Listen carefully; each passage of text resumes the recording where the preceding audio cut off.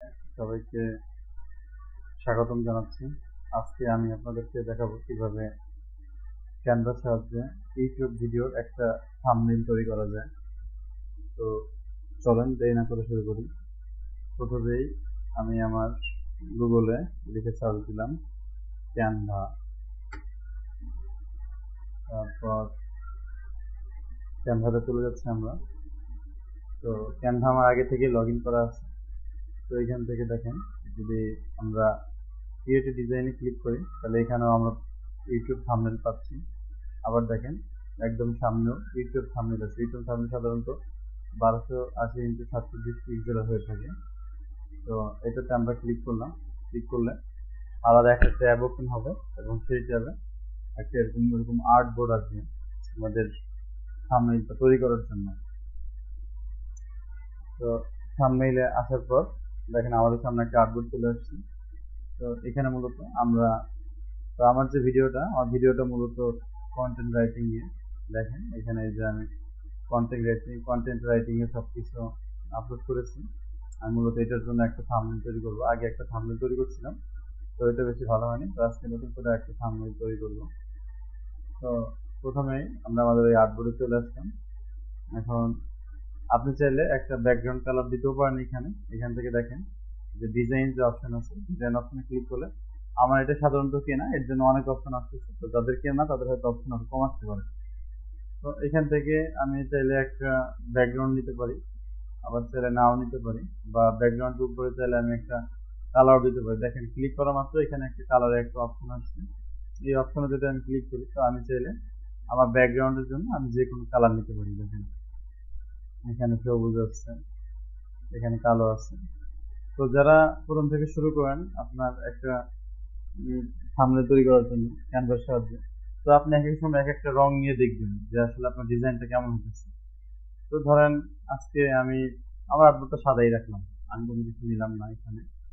এরপরে জাস্ট আমি দেখি কি রং দিলে, এর মধ্যে সাদার মধ্যে কি দিলে ভালো দেখায়। তো এখানে আমারটা যেহেতু কন্টেন্ট রাইটিং নিয়ে, তো আমি কিছু ইমেজ রেডি করে রাখছি আর কি, সেগুলো আমি এখানে আপলোড করে নিতেছি।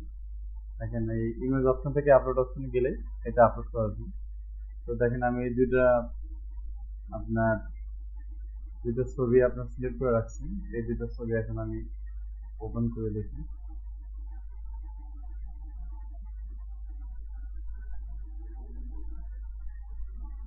তো দেখেন আমি যেটা চাইছি ওইটা অলরেডি চলে আসছে আমার এখানে।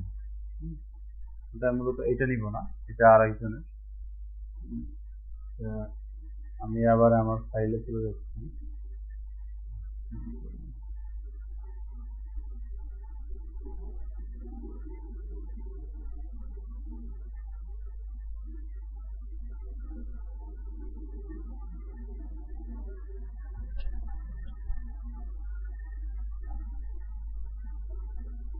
আমি মূলত আমার এইটা আপলোড দিব, ভুলে ওইটা চলে আসছে। আমি আবারও আপলোড ফাইলে গেলাম, আগেটা যেহেতু আমার আপলোড হয় নাই। তো আমি আমার ফাইলের পিকচার থেকে আপলোড করে নিলাম।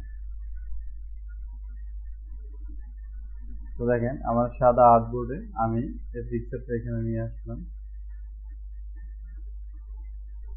এই পিকচারটা আমি এইভাবে মাঝখানে রাখলাম। দেখেন এটা ব্যাকগ্রাউন্ডের সাথে অ্যাডজাস্ট হয়ে গেছে।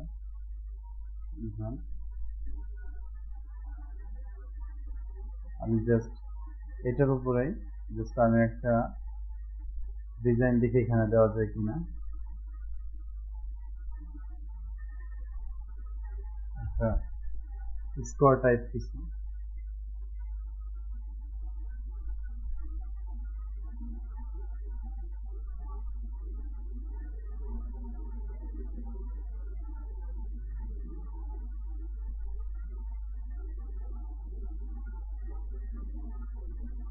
না, সেভাবে পাচ্ছি না। তো আমি এটা এভাবেই রাখবো, আর কিছু পাবো না। তো ডাইরেক্ট আমি টেক্সটে চলে যাচ্ছি। দেখেন যে এখানে টি এর যে একটা অপশন আছে, এই টি অপশনে ক্লিক করলে আমাকে টেক্সটে নিয়ে আসছে। তো দেখেন এখানে টেক্সটের অনেক ধরনের ফরম্যাট এখানে আছে। আপনারা চাইলে এই ধরনের ফরম্যাট এইভাবে এখানে লিখতে পারবেন। তো কন্টেন্ট রাইটিং লেখাটা আমি মূলত ইংরেজিতে রাখবো। তো দেখে এখান থেকে কোনটা দিলে আমার এখানে ফুটে উঠবে সেটা আমি একটু চয়েস করি। আপনারা আপনাদের পছন্দ মতো এখানে দিবেন। এই লেখাটা দিয়ে দেখি এখানে।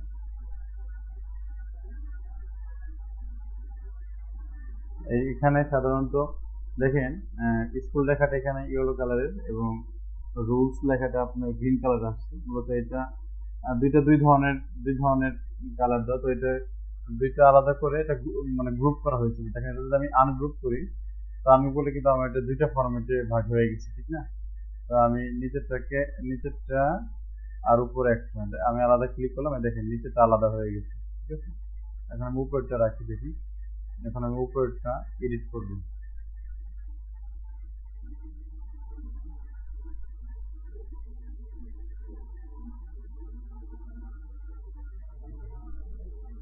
CONTENT,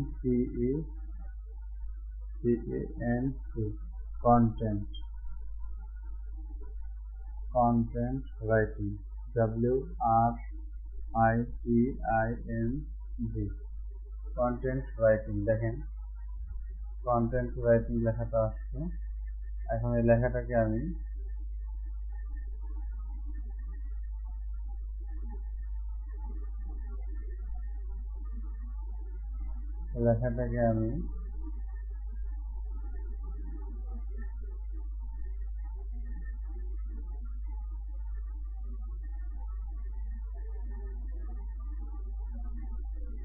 দেখেন এক লাইনে দেখলে কেমন দেখা যাবে আগে দেখি। এক লাইনে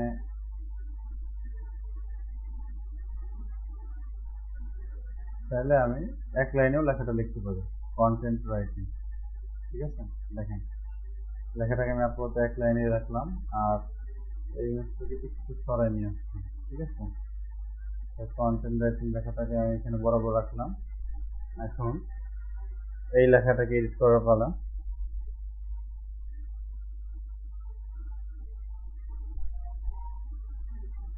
এটাকে আমি বাংলা লিখতে চাচ্ছি, এর জন্য আমার দেখেন আগে থেকে অভ্র কিবোর্ড ইনস্টল করা ছিল। তো অভ্র কিবোর্ডটাকে আমি এটাকে আগে বাংলাতে পরিবর্তন করে নিলাম, এরপর আমি এই লেখাটা লিখবো। দেখেন ওই লেখাটা চলে গেছে অলরেডি। তো আচ্ছা দেখি অন্য কোনো ফর্মেটে দেওয়া যায় কিনা।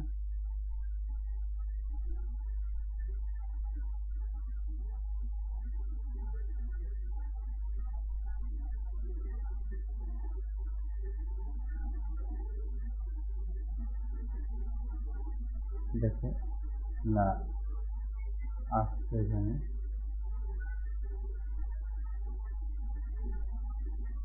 এটা আনগ্রুপ করে নিলাম, আলাদা ক্লিক করে নিচ্ছি, এটাকে আলাদা করে রাখলাম এদিকে। এখন এটাকে দেখি, এখানে এটাকে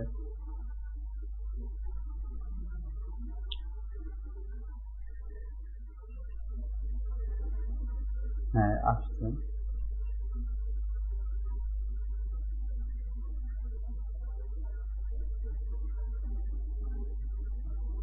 content content content and this content writing এর শুরু থেকে শেষ,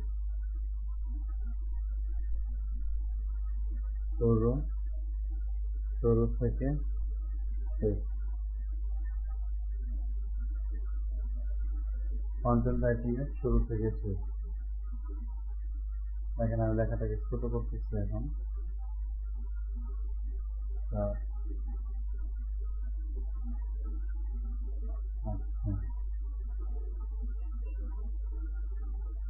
আমার বোর্ডে চলে আসছে। এখন লেখাটাকে আমি আমার প্রয়োজন অনুসারে টাইপ করে নিব, বা ছোট বড় যাই বলেন না কেন আপনারা সেটা করবো।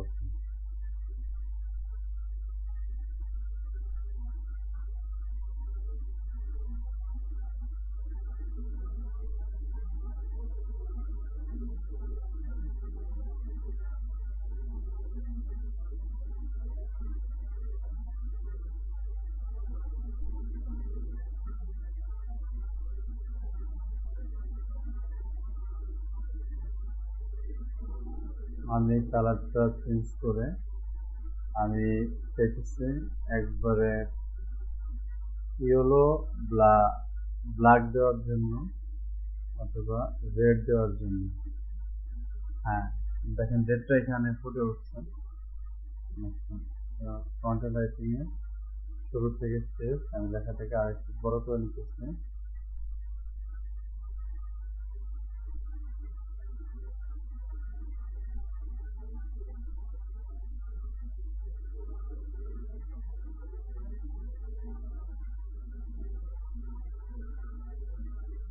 আমার কাছে মনে হচ্ছে এইটার থেকে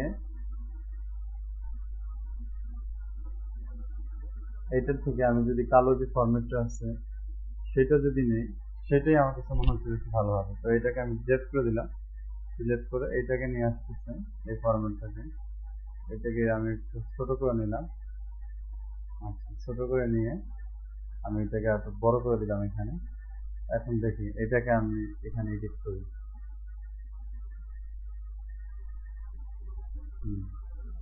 না, এই লেখাটা এখন এখানে ভালো আসছে দেখা যাচ্ছে, এটাই আমি এখানে রেখে দেব। কন্টেন্ট রাইটিং এর শুরু থেকে শেষ। দেখেন আমি এখানে লিখছি কন্টেন্ট রাইটিংটা লিখে এটা লিখেছি কন্টেন্ট রাইটিং এর শুরু থেকে শেষ।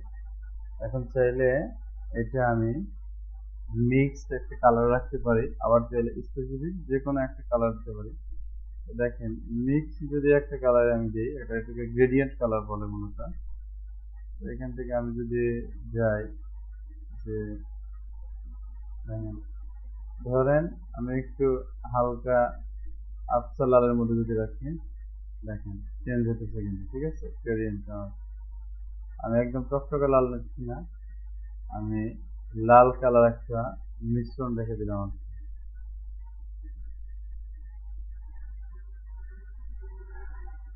এটা আমি রেখে দিলাম আপাতত, এটাই আমার কাছে ভালো লাগতেছে।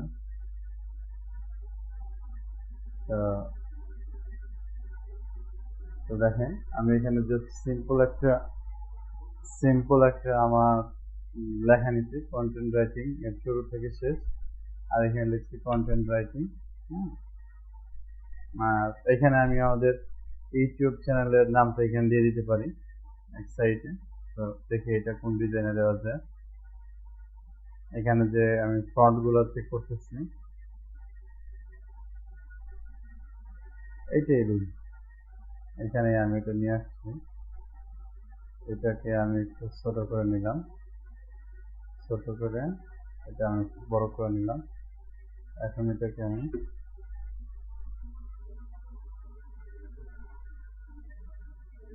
ফ্লোয়িং ফ্রিল্যান্সার, এখানে বাংলা আছে, আমি এটাকে আবার চেঞ্জ করে ইংরেজিতে নিয়ে আসলাম। চলে গেছে, আবারও আনতেছি আমি এখানে।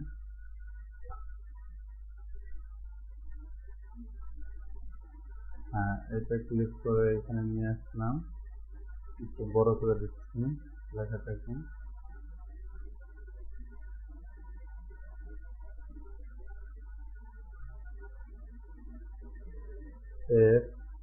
FLOWING flowing, FRW free, freelancer LANCER following freelancer। দেখেন লেখাটা খুব সুন্দর করে আসছে এখানে।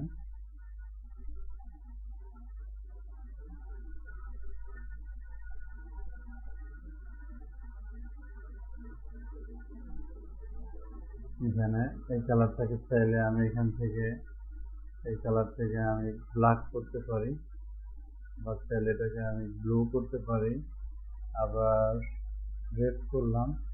তো আমার কাছে কেন জানি মনে হচ্ছে এখানে গ্রিন দিলে বা ব্লু দিলে বা বেগুনি, চেক করবেন আপনারা সবাই যখন ডিজাইন করবেন, আপনারা এইভাবে চেক করে দেখবেন যে আপনাদের কোন কালারটাতে বেশি ফুটে ওঠে।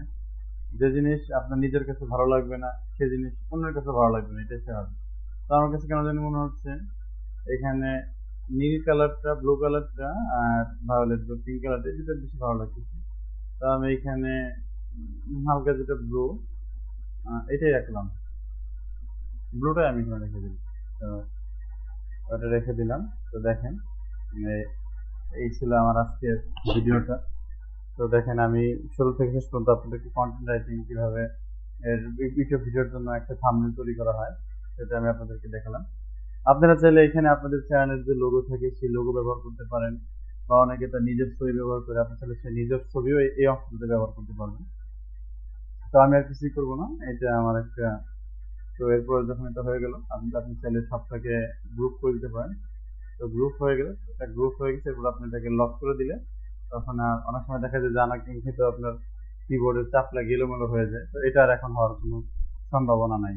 তো আবার যখন এটাকে আপনারা এডিট করতে চাইবেন তখন আবার এটাকে এটাকে জাস্ট ক্লিক করবো, যে আনলক অপশন আছে, আনলক করে আনগ্রুপ করে আবার এডিট করতে পারবেন।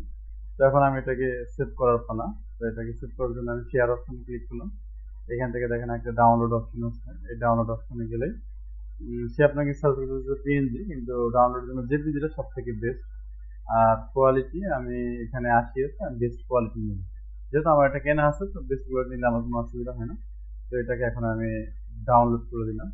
তো দেখেন একটা জেপিজি যেখানে ডাউনলোড হয়ে যাচ্ছে, এই যে ডাউনলোড অলরেডি হয়ে গেছে। তো দেখেন ডাউনলোড হওয়ার পরে